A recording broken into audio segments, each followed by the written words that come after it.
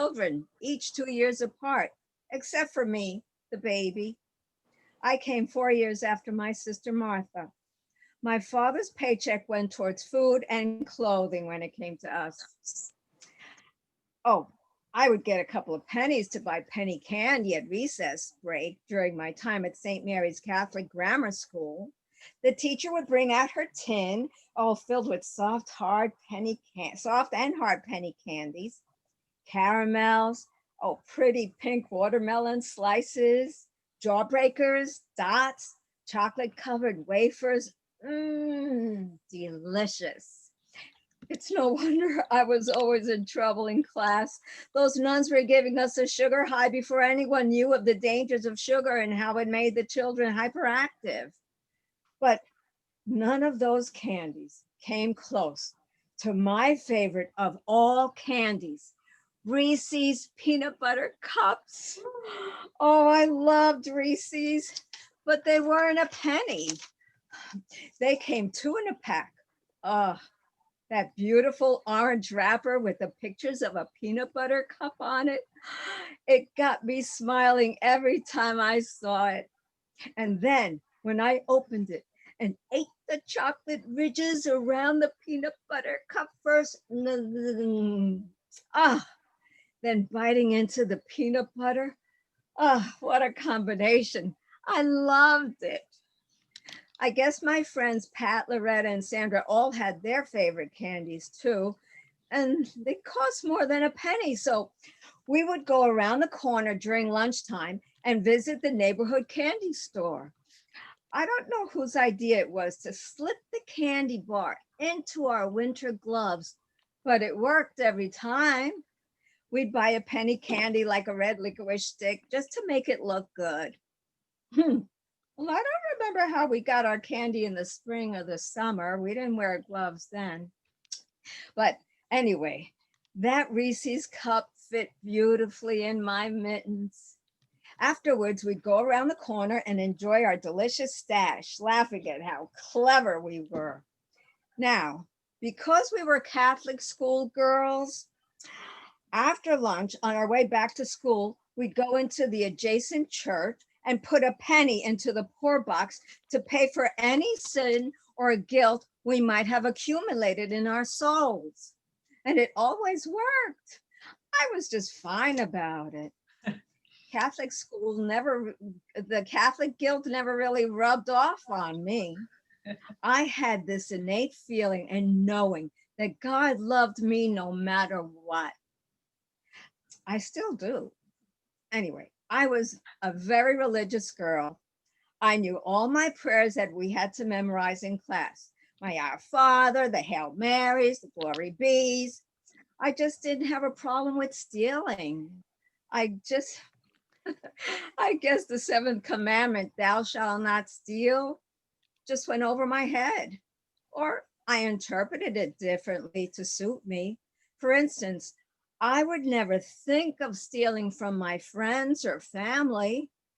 Well, except when my mother wasn't around and the ice cream truck came by, I'd get some change from her purse then. In my teens, I graduated from stealing candy to makeup and nail polish, sometimes clothing too. My friends and I would go into the department store on a rainy day and drop makeup into our semi-closed umbrellas. In the clothes department, a blouse would fit nicely in the fold of our coats that we had been carrying over our arms. Back in those days, they didn't have those clumsy plastic white tags attached to everything, that sounds an alarm when you walk out the door now. Well, my life of crime got cut short though. One sunny summer day, I was alone browsing around Woolworth's department store, enjoying all the beautiful matching underwear sets. Wow, bras the same color as your underwear? How cool! And in all my favorite colors, aqua blue, dusty rose, black red.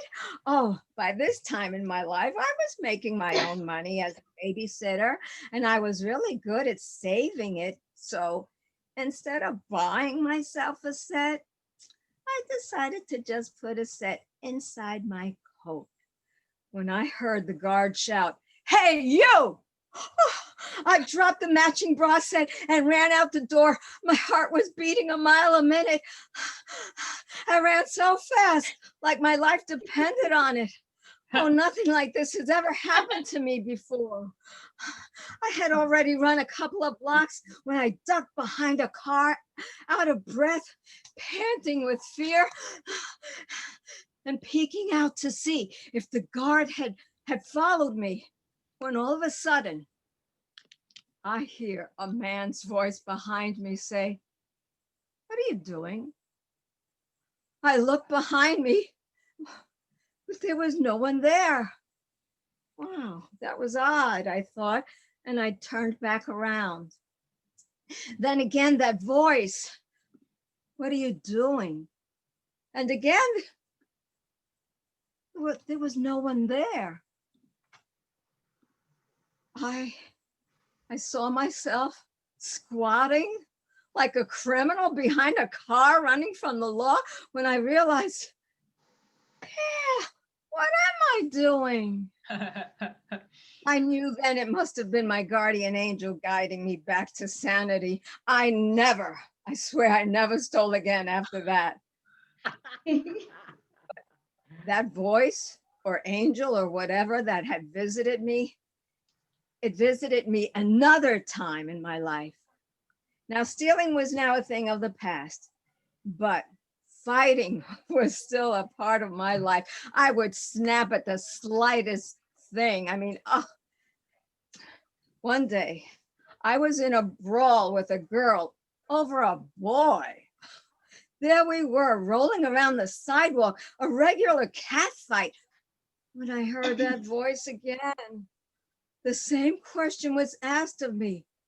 What are you doing? This time I knew who or what it was. My guardian angel, to the rescue. I stopped dead in my tracks, released that handful of hair I had in my hands, and I got myself up. She got a couple of kicks and scratches in at the end. Needless to say, I lost that fight, but I gained my soul, and I never fought like that again. I grew up pretty empathetic to other people's needs because of my childhood experiences. At Queens College, I studied acting and always had all the emotions available that were needed in a scene. As an actress, I never said, "Oh, I could never do that. Oh, I would never say that." Because I knew all the things that we as humans were capable of. A few years ago, a friend from California asked if I would visit her brother in New York, who got arrested for fighting and landed a man in the hospital with a brain injury. There I was in Rikers Island, feeling like a criminal myself, as the guard patted me down before seeing him. He was awaiting his trial and happy to see me as he talked about his son and how he couldn't wait to get out and be with him. I told him about my life of crime when I was young and about the voice. I asked if he had ever heard it, and he said, no. I left there wondering why I was able to hear it. I'm sure God doesn't play favorites. Was it my memorized prayers that I prayed every day? Was it my mother and father praying the rosary every day and every night for the family's safety and world peace? Maybe. Now, as I sit in meditation these days, I see myself clearing the channels of communication with the universe through silence between each Om. Om.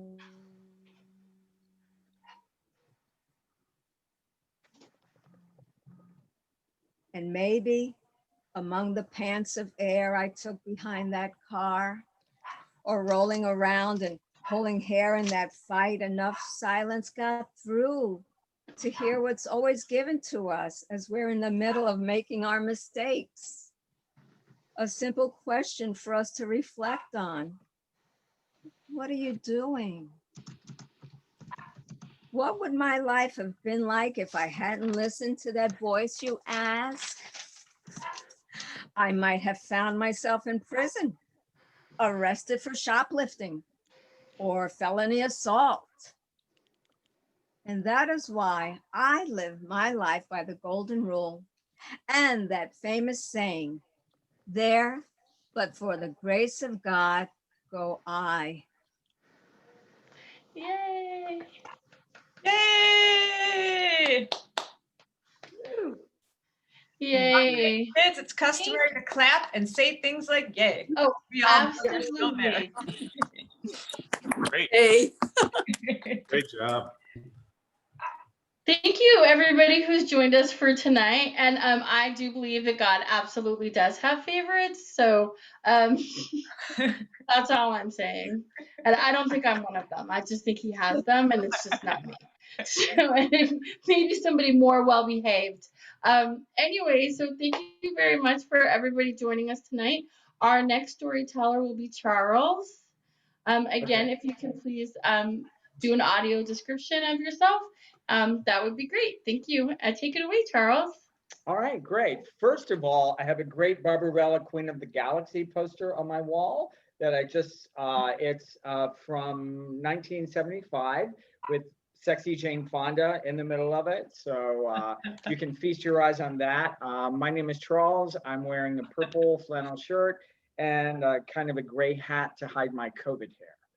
So welcome everybody, and thank you for joining us tonight. I pressed the button on my answering machine. Does anybody remember answering machines? Yes. Okay. all Yes, right. yes. This is Text Escort. Could you please call the service? Well, this event is about illegal activity, right? Absolutely. Okay, so we've all done questionable things. In my early 20s, I was a call boy, a paid escort. Escorting was a part-time job for me. The year was 1985. I had been referred by my roommate, who was also listed with the agency. Text Escort was a gay escort service that actively recruited young, attractive gay men through the gay rags or through referrals by those already registered and working with them. They paid $150 an hour, split between the service and myself, plus tips. My agreement was to simply accept or decline services in as timely a fashion as possible.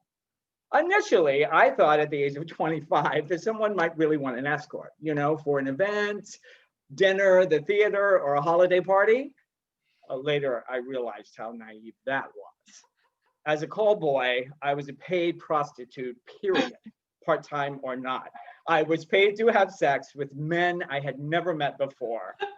Most were ugly or old or both. One time, I sat on a morbidly obese man's face for 20 minutes until he got himself off, and then I received a $500 tip because he won a lucrative bet on a Dallas Mavericks basketball game. I quickly got used to the idea of being a call boy, a paid escort, a prostitute for one reason: it was lucrative. However, my moral Southern upbringing would not allow me to commit to it full-time. We called it hooking. I was brought up a conservative Baptist in the South, and at that time, I'm not sure we knew what Jesus would do, but I was pretty sure what Jesus would say. So I had to have a regular job as an alibi. And besides, I really did believe in true love. I mean, maybe I would meet someone like Julia Roberts, met Richard Gere in Pretty Woman, right? Of course. Naivete, I know. again. I sometimes wondered what my mother would think. So this is what her extremely talented son was doing in Dallas? Doing Dallas? And Dennis and David, you get the idea. I wanted to die every time I spoke with her. I mean, I was so ashamed, but not even shame could keep me from continuing once I realized how big the tips were. Suddenly, I felt a whole lot better. I mean, in one night, I could make as much money as I did in a 40-hour work week at the office. The goal was simple, to get the client off as soon as possible before the 2-hour minimum, collect the money, hopefully with a generous tip, and then move on to the next assignment. I had escorted as many as 3 gentlemen in an evening, but the timing had to be perfect. And some clients were never welcome in the mix because they used up their allotted 2 hours. The worst clients were those who sought intimacy instead of sex. Bill was a young cutie, but he wanted to spend his entire 2 hours cuddling. I know, that's really sweet, but very bad for business.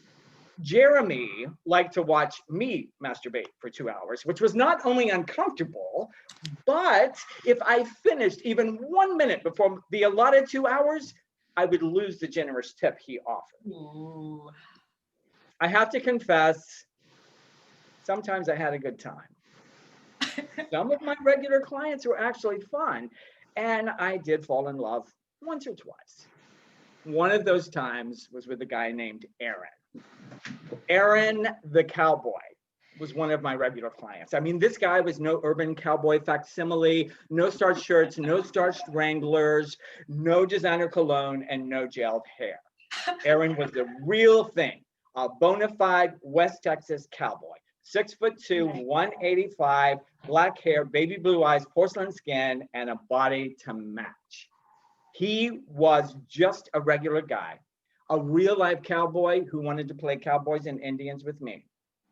He never offered a tip, and I ever asked for one. Who said being a whore had to be a bore?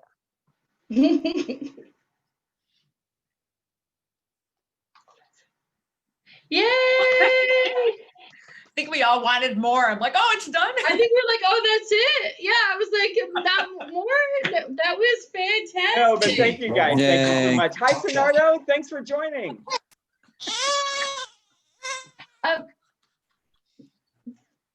Thank you, everyone. Yeah.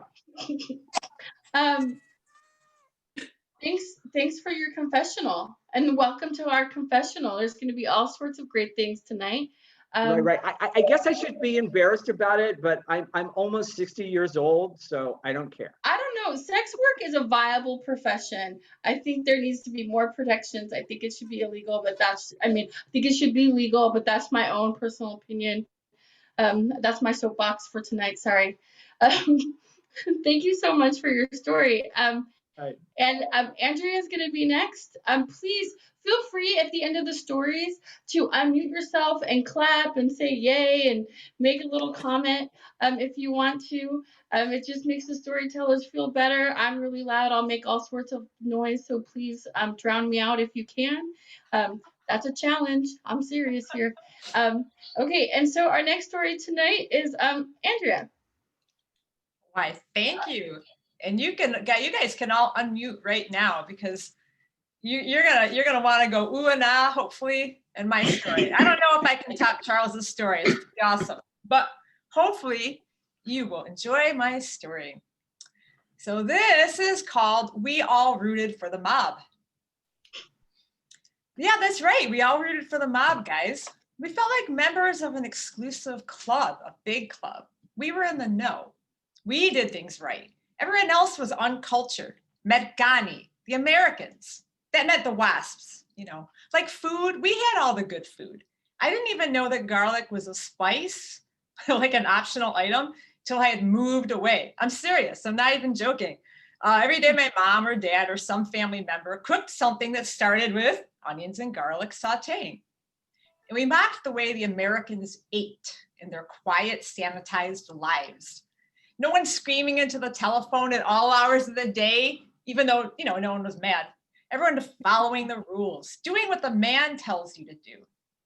That's how we saw the rest of America that was not born into our bloodline of entrepreneurs. Yes, entrepreneurs. When you're an immigrant, think about it. Just coming to a new country to work and build a life means you are an entrepreneur.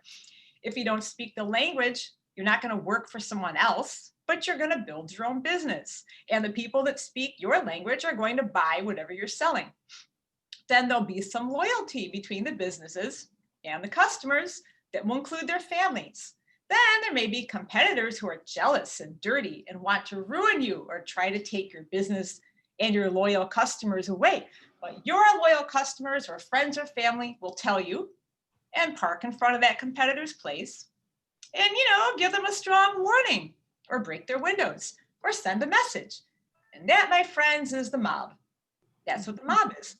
So it doesn't sound that bad when you get a description like that, right? So all my father's brothers or brothers-in-law, or my father himself, had, slightly illegal side gigs. I say lightly illegal because we're not talking about roughing anyone up, just some tax fraud, creative incomes. Got a long list of uncles with different creative incomes. So first up is Uncle Steppy. Uncle Steppy. You guys, I thought his first name was Steppy until I was in my 30s and saw his obituary. Turns out his name was actually James Stapello, but we called him Uncle Steppy. And when we visited, he'd be in a wife beater 365 days a year with a gold chain nestled in his wispy chest hair. And I hear like a TV in the background. You guys, the debate's not until 9 o'clock. At minimum. Whoever's got the TV on in the background, if you could hit mute, that would be cool. So I can tell you about Uncle Steppy. Because he has had less important that Joe Biden, once he left office, all right, I hear the debate in the background. Let's see if we can mute some people. Sweet. All right, here we go. Uncle Steppy.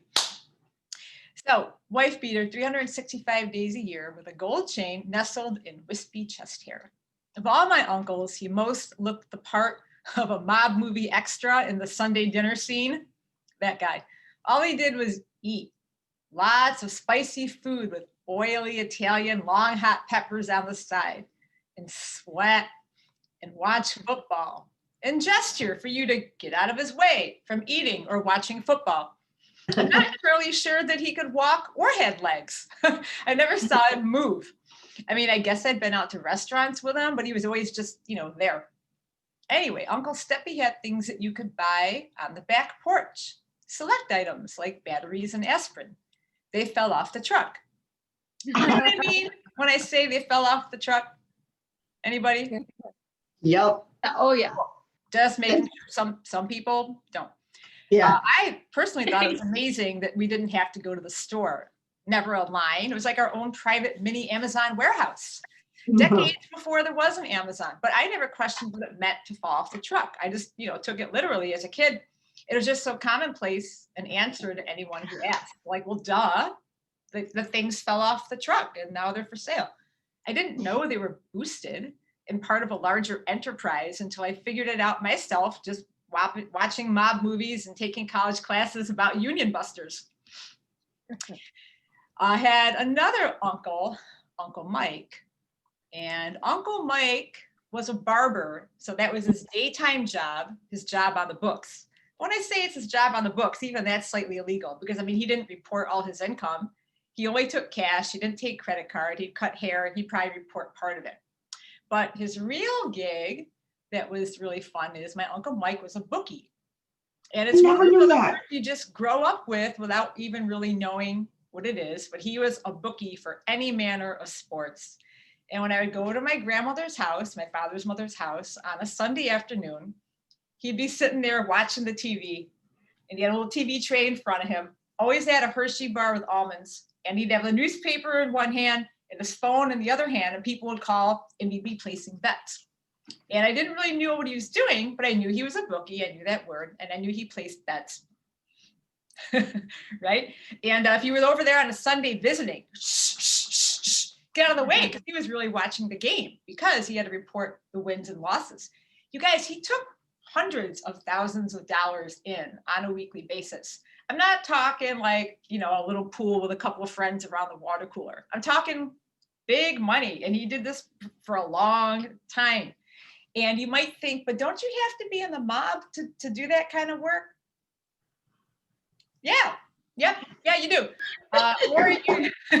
Or you need to be doing it on the side, not part of the rest of the mob that everyone knew about, and then hope you didn't get caught. So he was actually that guy. And this is 100% true, friends. He got run out of town. And it was either the FBI was after him or the mob was after him. And they were both after him. Apparently, he had witnessed a murder, and they were after him because he wasn't part of the official sanctioned mob. He was a part of his own separate thing. So no, for real, they came after him. He had to run out of town. He escaped in the middle of the night.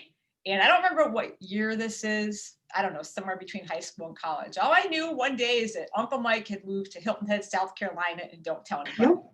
And he's still, but that's okay. I'm not worried about you guys looking him up, because I just said Uncle Mike. You don't know more than that. There's a lot of Uncle Mikes out there. A lot of Uncle Mikes out there.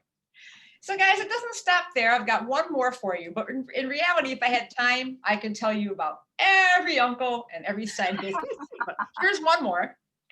Right in my own house. That's right, in my own house. My father ran poker games, and I have some friends on the call who 100% know what I'm talking about, because you've been to my house. So for 2 years, when I was in junior high, my father had poker games in the basement of our house. Yep. And and that was fun for me as a kid, because I knew like we were entertaining in the basement, and I thought it was just cool shit that my father like did this. My mother was furious that 1 or 2 times, or sometimes more a week, you'd hear pound, pound, pound on the stairs as the men would file in through the garage, down the basement steps, and play poker until late into the night.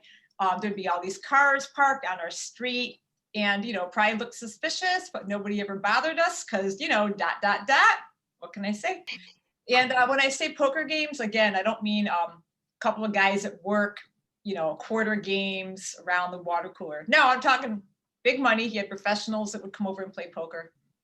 Lawyers, doctors, other bookies, butchers, et cetera, et cetera.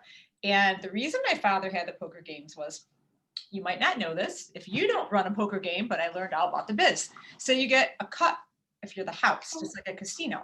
So he wasn't just having the game to play poker, but he did. And you can play and run your own game, which I also learned, but you know, he'd get a cut. So this was like a job for him. This was an income. They'd come over, and every game they played, he'd get a percentage just for running the game. And that's all obviously unreported activity. And sometimes his brothers would come over. There'd be several brothers playing poker well into the night. I never saw anybody, because they would come in through the garage and go downstairs, and they wanted it to be somewhat private. But so I was like a giant nerd in junior high, and I would practice my flute for the guys. And they could hear me upstairs in the bedroom practicing my flute. Nope, no shit. Bach, Mozart, whatever we did in junior high band. And occasionally they would clap for me, and I could hear it come up through like the radiator vent. And I knew the guys were listening to me play my flute. And that was really awesome for me. And my father made some money on the side. So we all really good job. Thanks, guys. That's it. That's great. Well, you should have. Thank you, Andrea. That was great. Yay. They should have tipped you.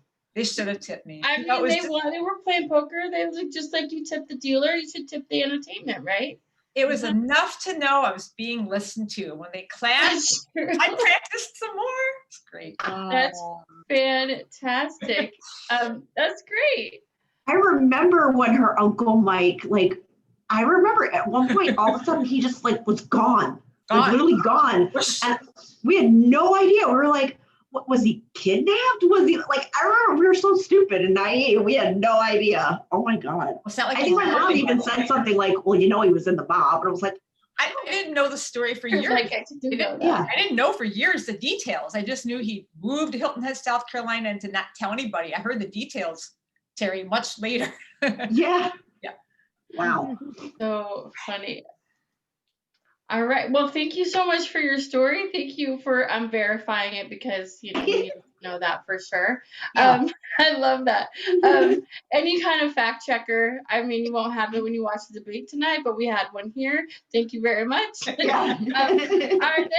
Our next story comes from it's our open mic story.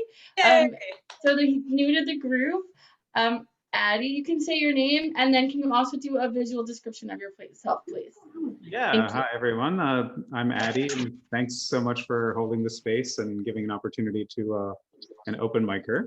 I am wearing something that I'm like bad with colors, maybe pink, maybe orange, unclear, but it's a dress shirt, and behind me is a drawing of what seems like a dollar bill, like the pyramid on a dollar bill, if that's meaningful.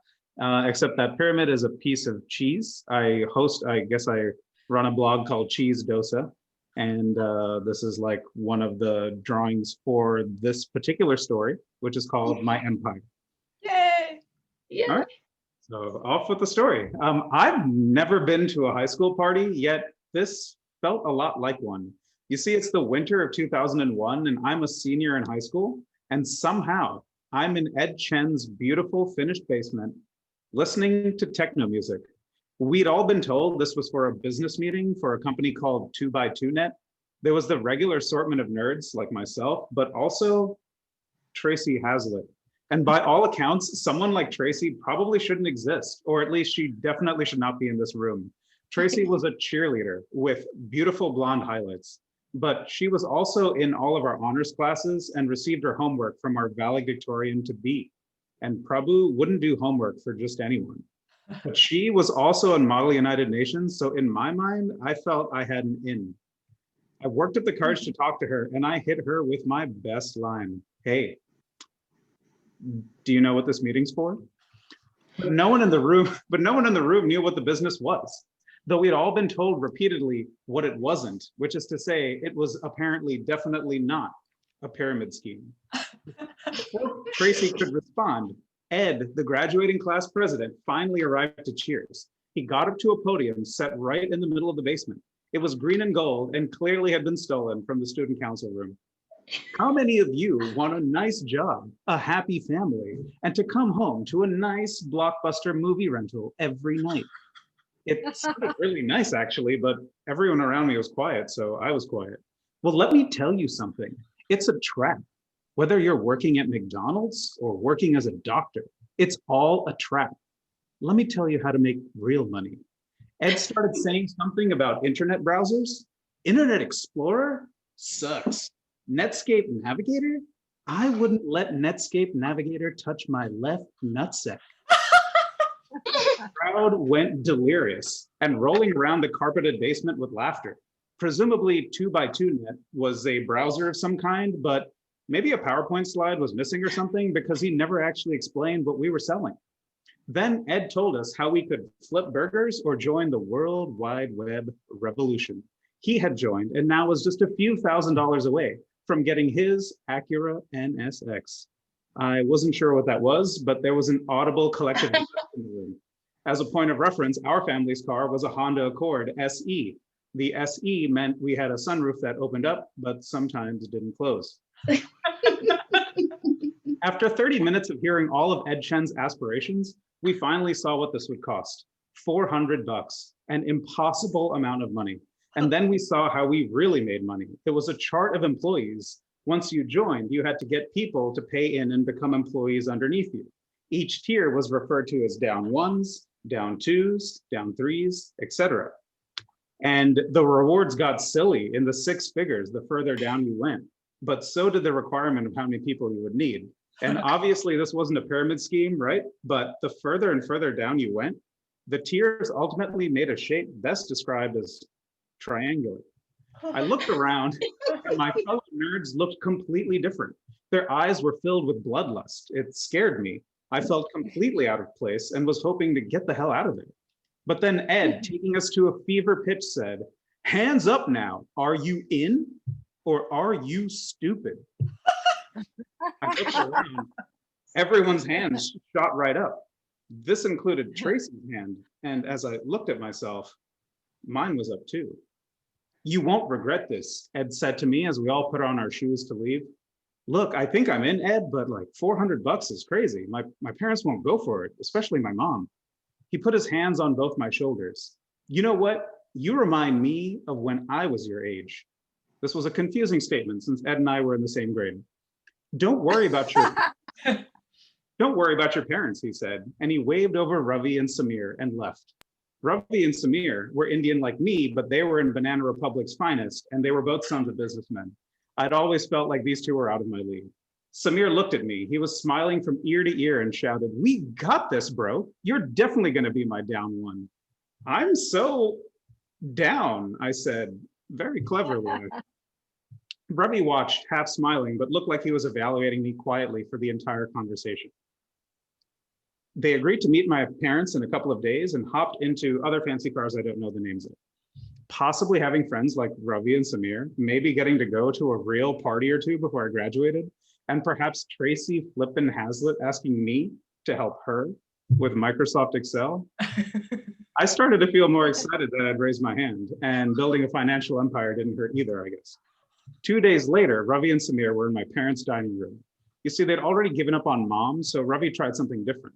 Uncle, you'll understand this. If you wanted to start a business, what would you need? My dad began processing this broad question, not sure where to begin. Money, right? Chimed in Ravi's down one, Samir. You'd spend some first and make more later, just like a restaurant. This is an internet restaurant? My dad's eyebrows furrowed. Samir was flustered. No, what we're offering Addie is the opportunity while he's still in high school to buy a business and provide for both of you one day. That's what the initial money is for. Mom started laughing. Provide for us? He doesn't even know how to use stamps. His dad had to mail all of his college applications. I wanted to crawl into myself. Look, Ravi took control and his voice got low.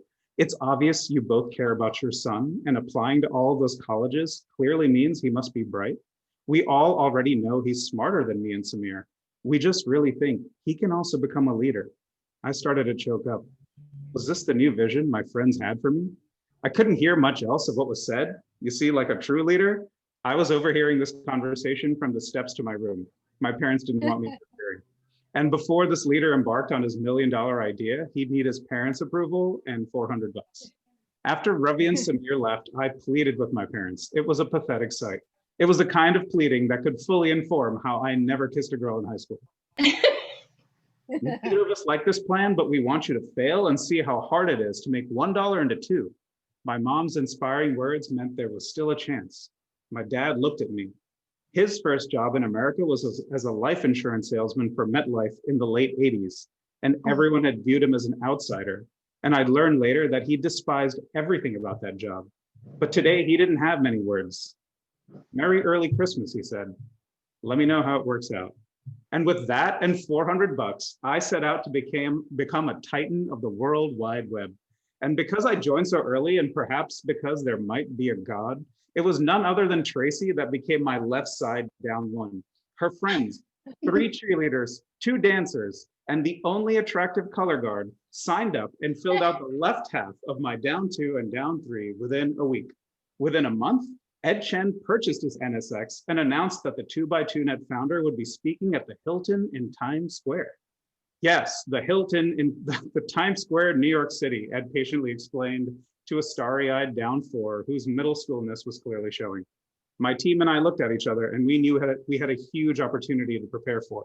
The train ride into the city was something to behold. Ravi, Samir, and I, flanked by a fleet of cheerleaders, dancers, and flag wavers, all new prospects. From the window, I saw the New York City skyline. To me, this was the dream, or at least it was quickly becoming the dream. Going on business meetings, wearing suits, seemingly uncapped success, all as a high schooler. And this wasn't something depressing like life insurance. This was a real tech company. I'd even started learning about Acuras and figuring out which one really represented me. I decided to treat the team to lunch beforehand at a nice restaurant in the heart of Wall Street. I knew we'd have to take a subway that was far out of the way of Times Square and that it would cost me money I didn't have. but it felt important to walk past that giant metal bowl, a symbol we'd arrived. After some quick research into restaurant prices, we settled on a Panera just outside of Wall Street. Sufficiently souped and sandwiched, we scuttled back to the subway to Times Square. I was the last to swipe my ticket through when two things happened. The train was arriving and I had insufficient fare. I looked at the turnstile, the gaggle of attractive girls waiting for me, the business meeting I had to attend. Should this meaningless $1.25 fare stop an empire? So I hopped the turnstile.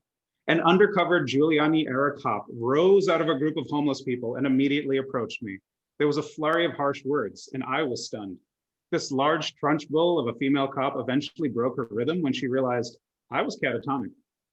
Do you even speak English? I saw an out, but also saw Tracy looking at me with vague concern or mild annoyance. At the time, it was probably the greatest moment of my life.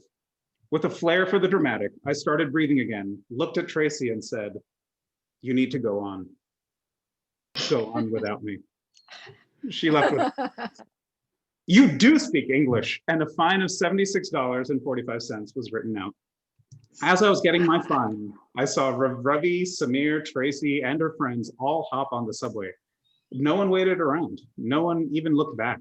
And as the subway train passed by, I think I saw them through the window, all just laughing without a care in the world. I hopped on to the next 2-3 train to catch up to them, but as the train pulled into the stop right before Penn Station, I hopped off. This was the stop that I could connect back on a train to New Jersey, and I didn't feel like there was anything back there for me in Times Square. And so I made my way back to New Jersey, rife with fines and Panera debt. I was in my ill-fitting dad's suit with a tie that was barely on, that I didn't know how to adjust, and I must have looked like I needed help. "Hey, what's wrong, brother?" A man in a leather jacket with slicked back hair and an emaciated face, kind of looking like Steve Buscemi, sat down next to me on the train. I don't know why, but I told him every last bit of detail, leaving all stones turned, even the bit about the turnstile ticket and what a loser I felt like. You know, your parents won't find out about that ticket if you send a money order. He was my guardian angel. My new companion also felt this advice was worth $10, and it became clear there'd be no opportunity to negotiate this. I got back to Edison and drove right to the 7-Eleven. The convenience store attendant patiently explained how to get the money order. He also uncomfortably explained how to mail it. I'd never used a stamp before. That Monday, I found out that Ed Chen and the 2x2net founder had been arrested and both walked through Times Square in handcuffs. Everyone else was detained and my entire team was fined heavily. A detective eventually tracked me down in school. I was in tears the entire walk to the principal's office. You see, Ravi and Samir would bounce back. They had their dad's businesses and connections to fall back on. And Tracy would probably have many Prabhus in her life doing her homework for her. But what about me? All those quizzes and tests were about to become worthless pieces of paper. I'd never even been to a real party. And oh my God, what would I tell my parents? It all felt so unfair and made me sick to my stomach. The detective opened up the door for me and I took a few quick, short breaths and he walked me into the principal's office. The detective started, "This company, if you can call it that, 2x2net, what do they sell?" Nothing. He handed me a landscape-oriented sheet and pointed to a spot.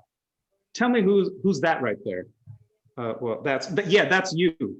There were a lot more dubiously rhetorical questions like this, so I just kept my eyes on the sheet. It showed Tracy, my left side down 1, my empty right side down 1, and her down 2s and 3s. But it also showed this vast network of up 1s, up 2s, 3s, 4s, and beyond. Even Ed Chen, larger than life, was just one tiny dot there with many more people above him. Let me ask you this once. Are you going to sign anyone else onto 2x2net? I waited for the rhetorical coast to clear. No. Good. The principal jumped in now. You see all those people there, son?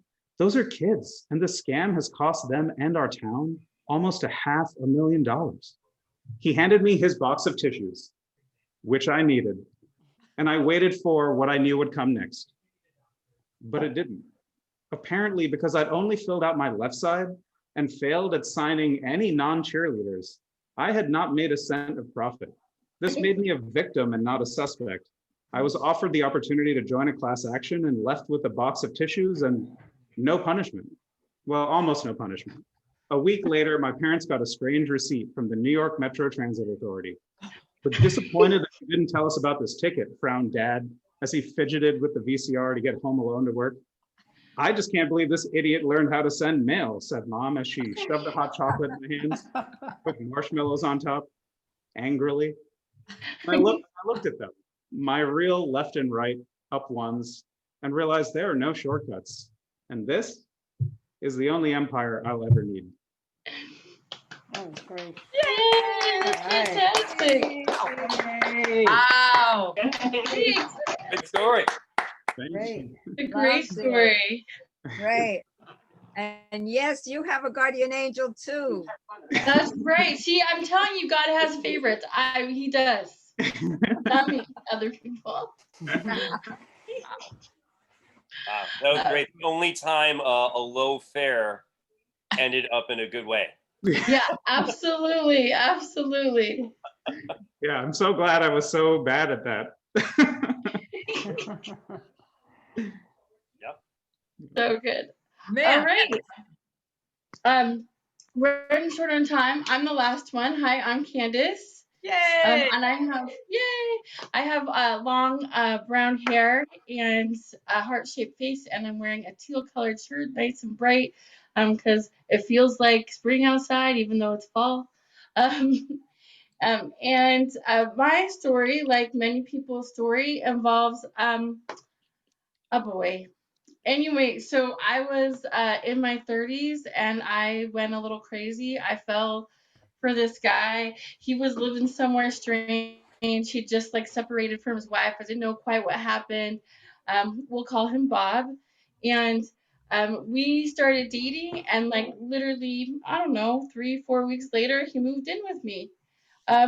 Which, always is a really good recipe for success. And always really great. And like, any other normal success story like that, he also smoked a lot of weed. So Bob smoked a lot of weed, and which is fine with me. I don't have a problem with that. I don't, because it makes me crazy.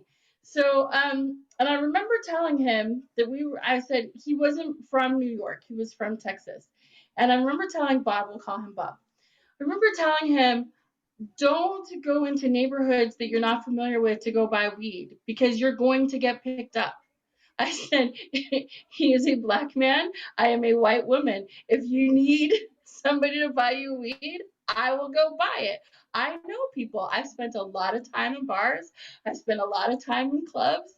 I know the people who sell drugs. There's a drug dealer who lives close to me. I know who the people are where we need to get stuff. That's fine. Let me buy it, because if you go and you're buying it with people you don't know who they are, you're gonna get picked up. I was just like, you will. I know you will. So, a few weeks later, after I told him not to do that, he was in a neighborhood and he got picked up. And he wasn't home. It was like 2 or 3 o'clock in the morning. I'm like, where the fuck is he? And finally, I don't know how the cops even told, like, how he convinced them to let him call me. And he's like, guess where I am? And I'm like, I'm picked up. He's like, I was like, I told you. And I just laughed. I laughed at him because, that's what you do when your boyfriend gets picked up. You're supposed to laugh. And and then I went and I picked him up out of jail, because that's what a good girl does, right? You pick your boyfriend up out of jail. Apparently, I didn't realize this, but apparently before he moved to New York, and a long time ago, he used to, deal some drugs back in Texas. He knew some nefarious people. So he had a scheme, much like your friends, to make some money. And he was like, I'm gonna get really good drugs, because the drugs that they have here isn't good. I'm like, maybe it's the drugs where you were going wasn't good, because they have really good drugs in New York. And so I didn't realize this was happening, but he had made all these deals with some connections he had in Texas. And I don't know how he got it. He got shipped to my apartment. He stayed home. He waited for it while I was out working. Who the heck knows? I have no idea. But it was like a present he was giving me. One day we're sitting there, we're at home, we're talking, and he's like, hey, look what I got. And literally he hands me a bag, not like a small bag like you do when you buy stuff, like a huge bag, and I don't know what the weight is. I have no idea. But a nice size, I would say, I don't know, like a square size bag of pure uncut cocaine. Oh my God. Pure, like, no, I'm not kidding. Pure, like, uncut cocaine. Oh, Just white, uncut. And I'm just sitting there. And he's like, no, this is the good stuff. And I'm just sitting there. And he's like it was a present. Like, we're going to make so much money. And I was like, we're going to get killed. You can't fucking do this and bring it to New York. You don't know people. They don't know you. Like, and I have very surface relationships with these people. They don't really know me either, except for that I like to get drunk and dance. That's what they know about me. So he hands it to me, and I'm like, okay. And he's like, and you're gonna learn how to, and you need to learn how to shoot a gun. And I have nothing to tell you other than I don't know what was wrong with me, but I was so in love and so crazy that I like now. And Andrea is like shaking her head because she knows me. She can't even believe this is a true story because this is not the type of person that I am. I don't lose my mind over boys. I usually can take them or leave them. I like a string of boys, and like with this, I was like another person. I have no idea what happened. So here I am. He's like, and we need to get a gun, and you need to learn how to shoot a gun because we need to be able to protect ourselves. And I was like, oh, okay. Like, literally, like, I've never held a gun in my life. I grew up in California in the suburbs. I don't know that my family never had guns. Like, that's just not how it was. So I was like, oh, okay. Like, I thought, oh, that's a good idea. No, it's not. No. And so I don't know what I was thinking. And I don't know what, even though he knew who different people were. And like, he's like, you know, this guy, he's a drug dealer. You know him. I'm like, well, yeah, we're friendly. I go, and yeah, but he's like, we need to like talk to him for me and see if we can work something out. And I'm like, well, I don't think that's how it works. But I was like, okay. And so I did, and he started kind of hanging out with this guy and his friends and things like that. And then I don't even remember quite what happened. There's a lot of things that are fuzzy.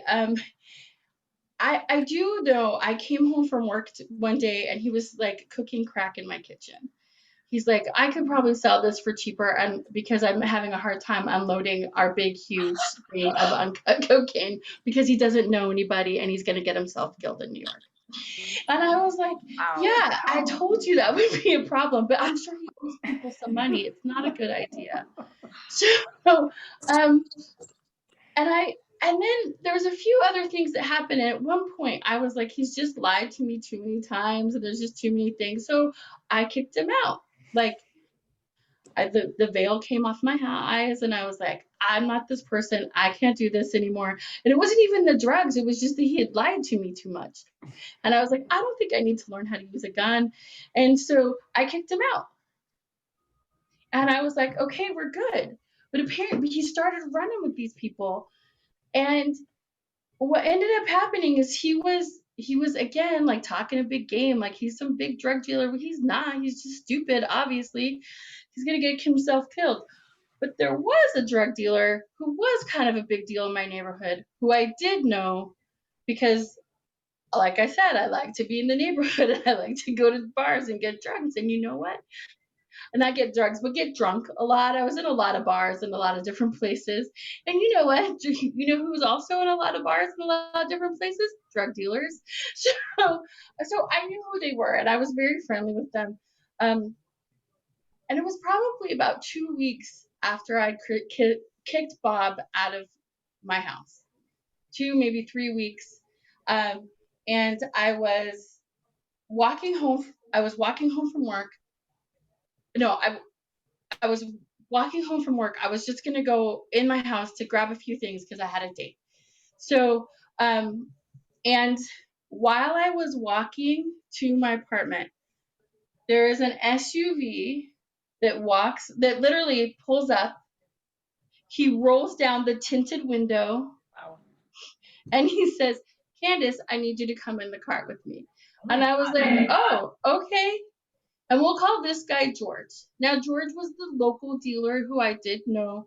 And my boyfriend, my ex-boyfriend, was running around with people in his family. And George didn't like that. And George was like, "I don't know what his game is. I don't know what he's doing. I don't know what's happening. I'm driving around. There's a driver. It's me and George sitting in the back seat." And he's like, "We need to have a talk about him. I don't know what went on with you two, and I don't really care about that. But right now, he's messing around with my family." And I'm like, "Yeah." And I'm sitting here in the car, and I'm like, is this happening? I was like, this is not real. This is a movie. Wow. But it was such a salient moment in my life. I can remember what I was wearing. I can remember what I was doing. And I just sat there going, this is not. He's like, "Whatever it is, you brought him here. You need to make sure he leaves." Wow. And he's like, he literally was like, "He's got to go, and he's got to go soon." Wow. And he's like, "And you need to make that happen."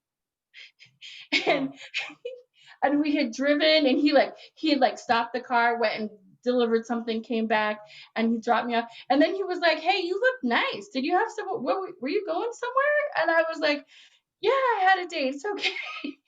I'm fine. I don't really need to go there. It's okay."